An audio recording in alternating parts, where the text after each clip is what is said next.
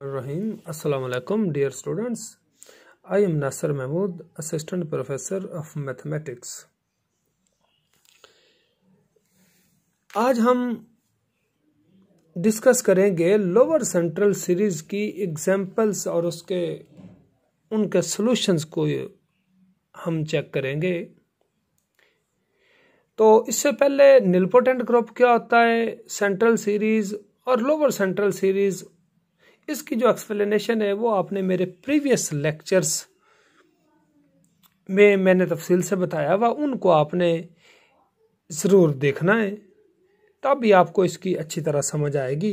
तो पहली एग्जांपल या इसको क्वेश्चन के तौर पे भी आप कह सकते हैं कि find the lower central series of D8, या इसको ऐसे भी पूछा जा सकता है कि फाइंड द लोअर LCS यानी lower central series of A group of order 16।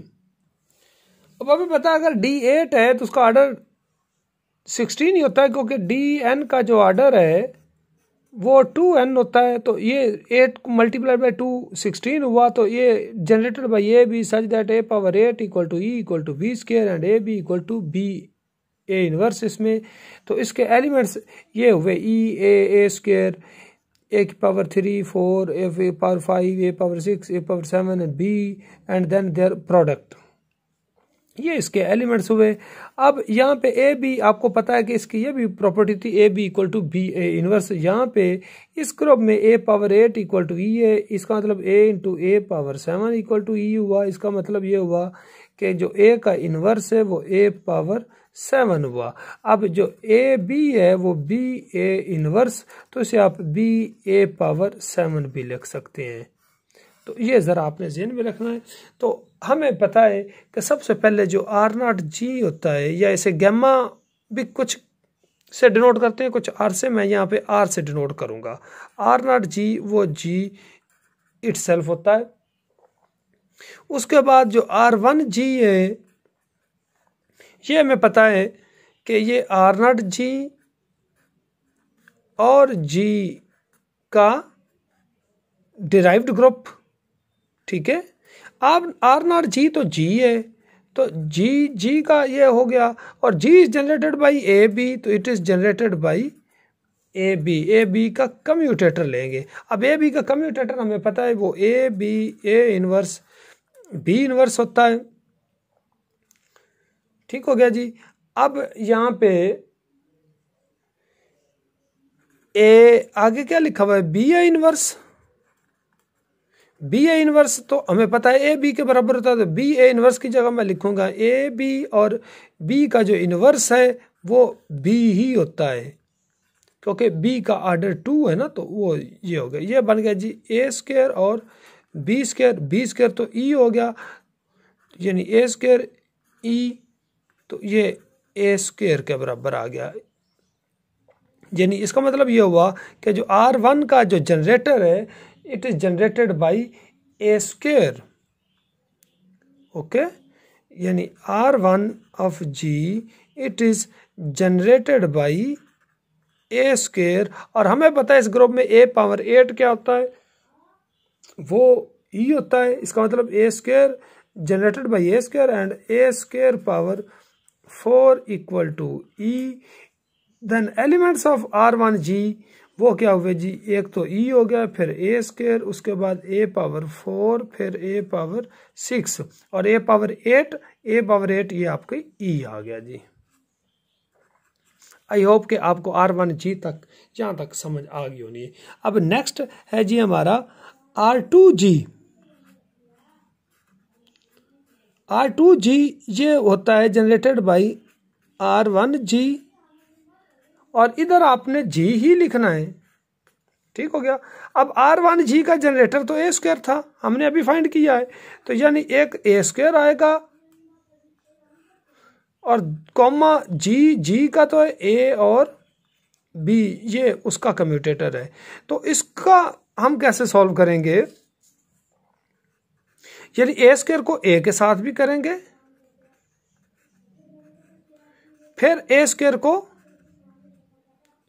B के साथ हम मिलाएंगे, और ये फिर सारे का एक जनरेटर लेंगे। यूं हमारे पास क्या आएगा, R2G। अब हम जरा फाइंड करते हैं कि ए स्क्वायर ए का जो कम्यूटेटर है वो किसके बराबर हुआ, ए स्क्वायर ए, फिर ए स्क्वायर का इनवर्स और ए का इनवर्स, यही हुआ ना जी। ये ए स्क्वायर इंटू ए क्यूब बन गया। ए स्क्वायर का इनवर्स वो आपको पता है ए पावर 6 होता है, क्योंकि ए की पावर 8, इसको ए स्क्वायर को ए की पावर 6 से मल्टीप्लाई करेंगे तो 1 आएगा। और ए का इनवर्स ए पावर आपको पता है वो 7 होता है। ये ए की पावर कितना बन गया, ये बन गया जी ए पावर 16, 3 और 9, 3 + 6 9, 9 + 7 16, और ए पावर 16 ये तो ए पावर 8 का स्क्वायर होता है, और ये किसके बराबर हो गया, ई के बराबर हो गया। तो यानी इसका आंसर तो ई आ गया, ये तो खत्म हो गया दूसरे लफ्जों में। अब ए स्क्वायर बी को हम देखते हैं। अब ए स्क्वायर बी को हम लिख सकते हैं ए स्क्वायर बी, ए स्क्वायर इनवर्स और बी इनवर्स। ए स्क्वायर बी, ए स्क्वायर का इनवर्स ए पावर 6 होता है और बी का इनवर्स बी होता है। जब हम इसे सॉल्व करेंगे तो हमारे पास जो रिजल्ट क्या आएगा वो चले मैं आपको फाइंड करके दे देता हूं। यहाँ पे मैं पहले ए स्क्वायर का इनवर्स ए पावर 6, वो भी बात ठीक है, लेकिन हम ए स्क्वायर का जो इनवर्स है इसको ए इनवर्स भी हम लिख सकते हैं। यानी ये ए स्क्वायर का इनवर्स है तो 2 दफा ही हुआ ना, तो बी ए इनवर्स ऊपर जो इसकी डेफिनेशन में था वो ए बी के बराबर है, और ए इनवर्स बी ये अभी वैसे ही लिखा रहने देते हैं। ये बन गया जी ए क्यूब बी, और ए इनवर्स में इधर कर देता हूं, और ये बी वैसे रहने देते हैं, ये ए क्यूब। अब बी ए इनवर्स फिर ये किसके बराबर है, ए बी के, और इधर राइट साइड पे बी है, ये ए पावर 4 और ये बी स्क्वायर बन गया। तो बी स्क्वायर आपको पता ही है, तो ये ए की पावर 4 हो गया। तो यानी ये इसका जो रिजल्ट आया वो ए पावर 4 आ गया। और ई और ए की पावर 4 का जो जब हम कम्यूटेटर निकालेंगे, यानी ई और ए पावर 4 का कम्यूटेटर, तो ये ऑब्वियसली ए पावर 4 ही आएगा। इट मीन्स कि जो आपका R2G है, it is generated by a power 4 such that a power 4 square equal to e। तो इसके एलिमेंट्स क्या हुए, e और a पावर 4, और उसके बाद जो नेक्स्ट है a पावर 8 वो e बन जाना है। तो ये R2G आपने निकाल लिया जी। नेक्स्ट है जी R3G। R3G होता है R2G, G। तो R2G का जनरेटर तो आपने निकाला है ए पावर 4, और जी का जनरेटर क्या है जी, वो ऑब्वियसली ए बी है। इस सारे को आप कैसे हम लिख सकते हैं, ए पावर 4 और ए, और देन ए पावर 4 बी। अब अगर ए पावर 4 और ए, इसका कम्यूटेटर को हम देखें, ए पावर 4 ए, फिर ए पावर 4 का इनवर्स और ए का इनवर्स, ये बन गया जी ए पावर 5। ए पावर 4 का इनवर्स आपको पता है वो क्या होता है, ए पावर 4 ही होती है, क्योंकि ए की पावर 8 यहाँ पे ई है, और ए इनवर्स ए पावर 7 हो गया। तो ये पावर बन गई 7 और 4 11 और 5 ए पावर 16, और ए पावर 16 ए पावर 8 का स्क्वायर, और ये ई बन गया। किसके इक्वल आया जी, ई। अब ए पावर 4 बी, ये दूसरा ए पावर 4 बी का कम्यूटेटर, ए पावर 4 बी, ए पावर 4 इनवर्स और बी इनवर्स, ए पावर 4 बी, फिर ए पावर 4 का इनवर्स वो ए पावर 4 आया, और बी का इनवर्स बी आया। अच्छा, इस ग्रुप में यानी ये जो आपका D8 है, इसमें ये ए पावर 4 का बी का जो ऑर्डर है ना वो 2 होता है। इसका ऑर्डर क्या है, 2 है। तो ए पावर 4 बी को ए पावर 4 बी का ये स्क्वायर भी समझो बन सकता है, तो ये ई होता है। क्या है, इस ग्रुप में ये इसका ऑर्डर 2 है, तो ये ई है। या इसको और भी चेक करने के तरीके हैं। तो इसका भी यानी a⁴ b को आपने सॉल्व किया, वो भी e आया। यहां तक आई थिंक आपको समझ आ गई होनी है। तो R3G जो है वो e पे खत्म हो गया, यानी आइडेंटिटी ग्रुप बन गया। ये इसे आप ई ग्रुप भी कह सकते हैं। अब आपने जी आपका ये ग्रुप था, जी R0G, फिर R1G आपने निकाला, फिर आपने R2G निकाला, और R3G आपका क्या आया जी, वो आइडेंटिटी आ गया। यहां तक क्लियर हो गया। तो lower central series of D8 is R0G. R0G, it contains R1G, it contains R2G, it contains R3G. R3G क्या है, E है। तो इसका जो नीलपोटेंसी इंडेक्स है वो 3 है, विद नीलपोटेंसी इंडेक्स 3, क्योंकि R3 पे ये खत्म हो रहा है। तो ये हमने फाइंड की है lower central series of A group of order 16 या D8 की हमने फाइंड की है। हमारा नेक्स्ट क्वेश्चन है या एग्जांपल है, find the lower central series of S3। हमें यह पता, हम पहले भी प्रूव कर चुके हैं कि S3 जो है इसकी सेंट्रल सीरीज नहीं एग्जिस्ट करती और ये नीलपोटेंट नहीं है। यहाँ पे मैं आपको एक डेफिनेशन और भी बताऊंगा नीलपोटेंट की, पहले भी आपको बताई हुई है। तो पहले मैं S3 की लोअर सेंट्रल सीरीज फाइंड करता हूँ।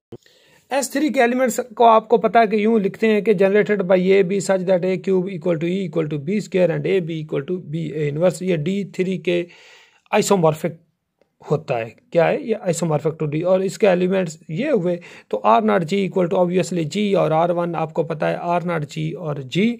R0G आपको पता है वो G और G, यानी इसका मतलब कि इन दोनों का जनरेटर ए बी हुआ।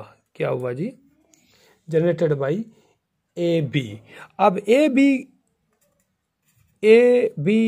इनवर्स बी इनवर्स, इसमें ए क्यूब जो है वो होता है ई, तो इसका मतलब a into a square equal to e, a का इनवर्स हुआ जी ए स्क्वेयर, और जो a B equal to B A inverse है इसे आप बी ए स्क्वेयर लिख सकते हैं, a B equal to B a square.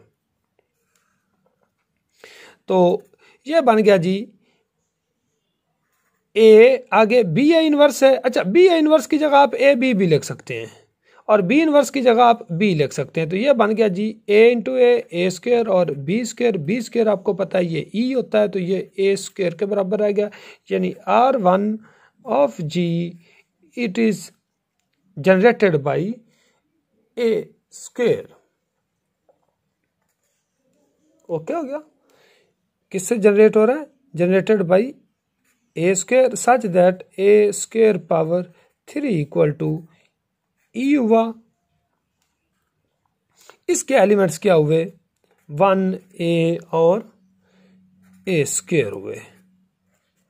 Okay हो गया, ये हुए R1G के। ठीक है, अब आपके सहन में होगा कि जो यहां पे ए स्क्वेयर का स्क्वेयर ए की पावर 4, वो मैं आपको एक्सप्लेन कर देता हूँ। ए की पावर 4 को ए इंटू ए पावर 3 लिख सकते हैं ना, तो ए पावर 3 ई होता है, तो ये ए के बराबर हो गया। ए की पावर 6 जो है, यानी ए, तो ए की पावर ये 6 बन गया। इसे आप ए क्यूब का स्क्वायर भी लिख सकते हैं, तो यानी ये ई का स्क्वायर, तो ये भी ई होता है। तो ये मेरा ख्याल आपको समझ आ गया होना है कि इसके एलिमेंट्स ये हैं। ये हुआ जी R1G। अब हम फाइंड करते हैं R2G। R2G किसके बराबर है, R1G comma G it's generator. अब R1G का क्या जनरेटर है, उसका जनरेटर तो ये ए स्क्वायर है, यही है ना आपने निकाला R1G का, यानी ए स्क्वायर आएगा, और बी जी का क्या आएगा, ए और B G is generated by A B, sorry ये ए बी इसका जनरेटर है, ये सारे के जनरेटर। इसको आप लिख सकते हैं ए स्क्वायर ए और फिर ए स्क्वायर बी, सारे का जनरेटर। अब हम देखते हैं कि जो ए स्क्वायर ए है, पहले तो इसको चेक कर लेते हैं, ये ए स्क्वायर ए फिर ए स्क्वायर का इन्वर्स और ए का इन्वर्स, ये बन गया जी ए स्क्वायर ए क्यूब। ए स्क्वायर का इन्वर्स ए होता है और ए का इन्वर्स क्या होता है, ए स्क्वायर होता है, क्योंकि इसमें ए की पावर 3 1 है।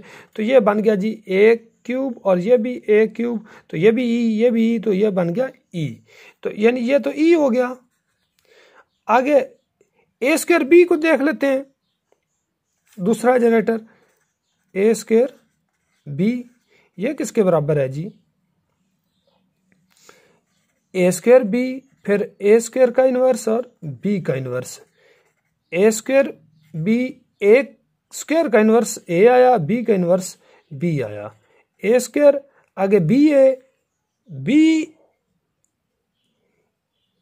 ए, आप चले इसको ए स्क्वायर बी लिखा रहने दें, आगे ये ए बी है ना, ए बी किसके इक्वल है, यहाँ पे देखें बी ए स्क्वायर के बराबर है, किसके बराबर है जी, बी ए स्क्वायर के। ए स्क्वायर बी इंटू बी, ये बी स्क्वायर ये खत्म हो गया और ये क्या रह गया ए स्क्वायर, तो ये बी स्क्वायर खत्म, ये ए पावर 4 बाकी बच गया, ए पावर 4 ए के बराबर, क्योंकि ए की 3 इसमें खत्म हो जाना है, वो आइडेंटिटी है, तो ये जनरेटेड बाई ए हो गया, यानी इसका ए स्क्वायर बी का क्या आया जी, ए आया। तो अब ये ए है ये ई है, तो R2G जो है ये किसके इक्वल आया जी, R2G it is generated by a such that, इसमें ए पावर 3 आपको पता है ई है, such that a power 3 equal to e. इसके भी एलिमेंट्स फिर ई ए और ए स्क्वायर आए। यहां पे देखें R0G तो G सेम था, R1G उसका जनरेटर ए स्क्वायर, तो एलिमेंट्स 1A और ए स्क्वायर आए। R2G उसके भी एलिमेंट्स ई ए और ए स्क्वायर आए जी। अच्छा, इसी तरह R3G के एलिमेंट्स देखते हैं जी। R3G ये जनरेटेड बाई होगा R2G और G। R2G का है, हमने फाइंड किया जनरेटर, वो तो A है, और G का जो जनरेटर है वो है जी ए बी, तो ये बन जाएगा ए और फिर क्या बन जाएगा ए बी। अब ए जो है ये फिर ई आएगा, और ए बी हमने ये देखें जरा ऊपर फाइंड किया था, ये किसको दे रहा था, जनरेट कर रहा था, ए बी का जो जनरेटर है ये दे रहा था ए स्क्वायर को, ये आपके सामने है, तो यहाँ ये इसका जनरेटर आया ए स्क्वायर। तो इट मीन्स कि जो R3G का जो जनरेटर है वो आएगा जी ए स्क्वायर, क्या आया जी ए स्क्वायर। तो यानी R3G generated by a square such that a square power 3 equal to e. इसके एलिमेंट्स फिर वही जैसे आपने R1G, ये देखें R1G जनरेटर ए स्क्वायर था तो 1A ए स्क्वायर, इसके भी एलिमेंट्स आएंगे 1 लिख लें, ये ई ए और ए स्क्वायर। अच्छा, अब आप जरा देखें R1G के भी वही एलिमेंट्स, R2G के भी वही एलिमेंट्स, R3G के भी वही एलिमेंट्स, यह सिलसिला आपका चलता जाएगा, यानी एंड सो ऑन, यानी RKG वो भी यही आएगा ए स्क्वायर, यानी आइडेंटिटी नहीं आएगा, we are unable to find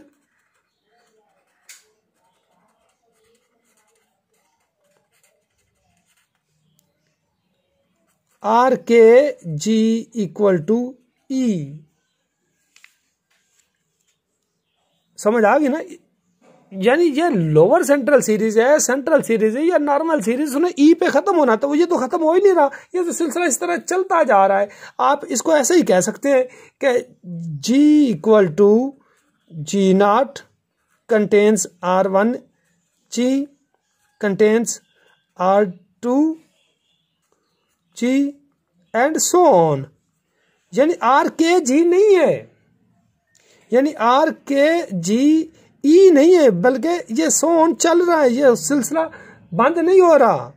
ये हम अनएबल है टू फाइंड आर के जी। इसका ये मतलब हुआ कि ये उसकी लोअर सेंट्रल सीरीज ही नहीं है। No lower central series exist for S3। तो ये एग्जिस्ट नहीं करती, इसका मतलब S3 इज नॉट निलपोटेंट। हमने पहले भी साबित किया था सेंट्रल सीरीज से कि इसकी सेंट्रल सीरीज एग्जिस्ट नहीं करती, ये निलपोटेंट नहीं है। S3 सॉल्वेबल है लेकिन निलपोटेंट नहीं है।